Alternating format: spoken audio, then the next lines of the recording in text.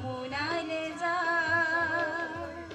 নৱেম্বৰৰ পৰা মাজুলীৰ মূল আধ্যাত্মিক উৎসৱ ৰাস উৎসৱ আৰু তাৰ বাবে বৰ্তমান সময়ত প্ৰস্তুতি তুংগত আৰু বৰ্তমান সময়ত মই দেখুৱাইছোঁ যে প্ৰতিটো ৰংগমঞ্চ অস্থায়ী ৰংগমঞ্চ বৰ্তমান সময়ত সাজু কৰি তোলা হৈছে আৰু সকলো ব্যস্ত হৈ পৰিছে যাতে এইবাৰ ৰাসখন অধিক সুন্দৰ ৰূপত উপস্থাপন কৰে আৰু তাৰ বাবে বৰ্তমান সময়ত সকলো ব্যস্ত হৈ পৰিছে। দুপৰ নিশালৈকে আখৰা চলিছে আৰু এই ধৰ্মীয় আৰু সাংস্কৃতিক ঐতিহ্যক মাজুলীৰ ধৰ্মীয় আৰু সাংস্কৃতিক ঐতিহ্যক যাতে বিশ্বৰ বুকুত ৰাসৰ জৰিয়তে প্ৰতিষ্ঠা কৰি অহা হৈছে আৰু তাৰ বাবে বৰ্তমান সময়ত প্ৰচেষ্টা অব্যাহত ৰাখিছে সকলোৱে। আৰু যোৱাকালি মুখ্যমন্ত্ৰীয়ে যি ঘোষণা কৰিলে যে 50,000 টকাকৈ মাজুলীৰ 67খন ৰংগমঞ্চক অনুদান আগবঢ়োৱা হ'ব, আৰ্থিক অনুদান আগবঢ়োৱা হ'ব, তাৰ বাবে তাৰ পৰিপ্ৰেক্ষিতত ৰাস কমিটিসকলে কেনেধৰণৰ প্ৰতিক্ৰিয়া প্ৰকাশ কৰে জানিবৰ বাবে মই বৰ্তমান সময়ত উপস্থিত আছোঁ মাজুলীৰ সন্মিলিত শিল্পী সমাজৰ এই অস্থায়ী ৰংগমঞ্চত আৰু উদ্যোক্তা আছে, বিভিন্নজন বিষয়ববী আছে, মই জানিবলৈ চেষ্টা কৰিম।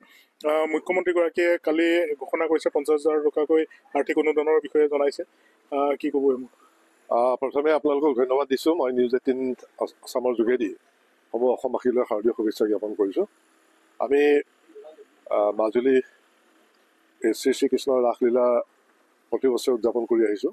সন্মিলিত শিল্পী সমাজৰ এইবাৰ 20তম ৰাস মহোৎসৱ আমি আয়োজন কৰিছোঁ অহা 4, 5, 6 নৱেম্বৰ 2025 তিনিদিনীয়া কাৰ্যসূচীৰে। প্ৰায় এইবছৰ মাজুলীত 68টা ৰংগমঞ্চত ৰাস পৰিৱেশন হ'ব। আচলতে খুব এটা ব্যয়বহুল অনুষ্ঠান, কিয়নো অকল আমাৰ অনুষ্ঠানটোতে নহয় সকলো অনুষ্ঠানতে প্ৰায় 500 ব্যক্তিৰ প্ৰয়োজন থাকে, কাৰণ 3 দিনকৈ ৰাস অনুষ্ঠিত হয়।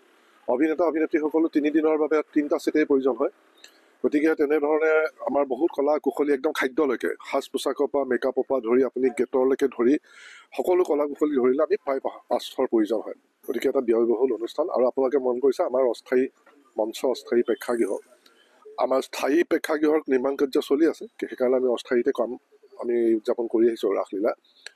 যে অসমৰ যশস্বী মুখ্যমন্ত্ৰী, জনপ্ৰিয় কৰ্মদক্ষ মুখ্যমন্ত্ৰী ডক্টৰ হিমন্ত বিশ্ব শৰ্মা ডাঙৰীয়াক আন্তৰিক ধন্যবাদৰ কৃতজ্ঞতা জ্ঞাপন কৰিছোঁ। তেখেতে যি বদান্যতা দেখুৱাইছে ৰাস মঞ্চসমূহলৈ, যি আৰ্থিক অনুদান আগবঢ়াইছে, ই এটা ডাঙৰ সকাহ দিব আমাক সকলোকে। গতিকে এই সকাহৰ বাবে আমি তেখেতৰ লগতে অসম চৰকাৰক আন্তৰিক ধন্যবাদ জ্ঞাপন কৰিছোঁ। আৰু আমাৰ মাজুলী সমষ্টিৰ কৰ্মদক্ষ বিধায়ক ভৱনগাম ডাঙৰীয়াই প্ৰতিটো ৰাস মঞ্চত গৈ সকলোৰে লগত একাত্মভাৱে সকলোকে উৎসাহিত কৰিছে। এতিয়া সকলোকে আমি ধন্যবাদ জনাইছোঁ। আমি সমূহ অসমবাসীক অহা 4, 5, 6 নৱেম্বৰ মাজুলীলৈ আমন্ত্ৰণ জনাইছোঁ। দ্বিতীয় বৃন্দাবনত পৰিণত হ'ব মাজুলী। সকলো আহক, কৃষ্ণ বন্দনাৰে মুখৰিত 3 দিন আমি সকলো একত্ৰিত হওঁ। জুবিন গাৰ্গ ডাঙৰীয়া আমাৰ প্ৰাণৰ শিল্পী, তেখেতৰ মৃত্যুৰ ন্যায় আমি সকলোৱে বিচাৰিছোঁ। সেইকাৰণে মাজুলী এইবাৰ ৰাস মহোৎসৱ তেখেতৰ সোঁৱৰণত অনুষ্ঠিত হ'ব প্ৰথম দিনাখন। দ্বিতীয় দিনাখন আমি সেইদিনাখন যিহেতু 5 নৱেম্বৰ আমাৰ সকলোৰে প্ৰাণৰ বিশ্ববৰেণ্য শিল্পী সুধাকণ্ঠ ভাৰতৰত্ন ডক্টৰ ভূপেন হাজৰিকাদেৱৰ মৃত্যুতিথি, সেইদিনাখন আমি তেখেতৰ সোঁৱৰণত আমি ৰাস উৎসৰ্গা কৰিছোঁ। গতিকে আমি দুয়োগৰাকী আমাৰ প্ৰাণৰ শিল্পী, বৰেণ্য শিল্পী আমি শ্ৰদ্ধা যাচিছোঁ। গতিকে আমি সকলোৱে এই দুখৰ সময়তো আমাৰ পৰম্পৰাগত অনুষ্ঠানসমূহ আগুৱাই দিব লাগিব। গতিকে তাৰ বাবে মাজুলী সাজু হৈছে, শিল্পী কলা কুশলী সাজু হৈছে। আমি সকলোকে সাদৰে আমাৰ ৰাস মহোৎসৱলৈ আমন্ত্ৰণ জনাইছোঁ।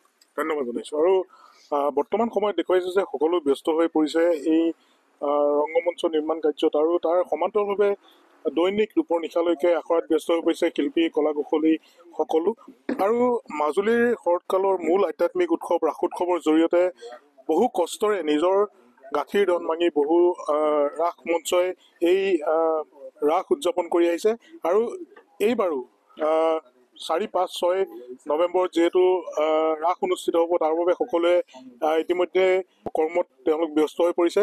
ৰাসখন যাতে অধিক সুন্দৰভাৱে উপস্থাপন কৰিব পৰা যায়, কাৰণ প্ৰাণৰ শিল্পীগৰাকীৰ নামত এইবাৰ ৰাস উৎসৰ্গিত হ'ব। গতিকে পূৰ্বতকৈ অধিক সুন্দৰভাৱে ৰাসখন উপস্থাপন কৰাত গুৰুত্ব প্ৰদান কৰা হৈছে। ইয়াৰ লগতে সুধাকণ্ঠ ডক্টৰ ভূপেন হাজৰিকাদেৱৰ মৃত্যুবাৰ্ষিকীও সমান্তৰালভাৱে আছে। গতিকে তাৰ বাবেও তেওঁলোকে প্ৰতিখন ৰাস মঞ্চই নিজাববীয়াকৈ কিছু কাৰ্যসূচী গ্ৰহণ কৰিছে। আৰু বৰ্তমান সময়ত মুখ্যমন্ত্ৰীগৰাকীক ধন্যবাদ জ্ঞাপন কৰিছে যে অতি কষ্টেৰে প্ৰতি বছৰে নিজৰ গাঁঠিৰ ধন ভাঙি মাজুলীক বিশ্ব বুকুত প্ৰতিষ্ঠা কৰিবলৈ ৰাস মঞ্চসমূহে যেনেদৰে কষ্ট কৰি আহিছে, তাত এই আৰ্থিক সাহায্যই যথেষ্ট সকাহ প্ৰদান কৰিব বুলি মন্তব্য কৰিছে। আপুনি বিচৰা বাতৰি পাব কেৱল নিউজ 18 এপত।